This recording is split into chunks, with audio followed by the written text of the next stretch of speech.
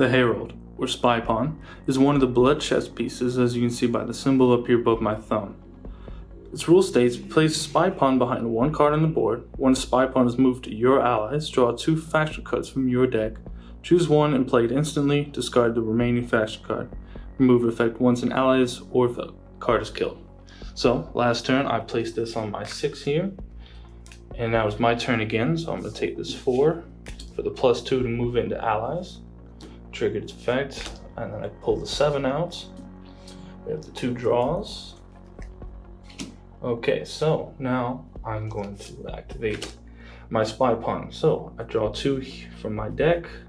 I get 2 neutrals, but they're pretty good cards. So I'm gonna go with Mechanized because that gives me options in the future. So now I'm just play him as normal, and he's a face down round effect. And that's all for spy pawn.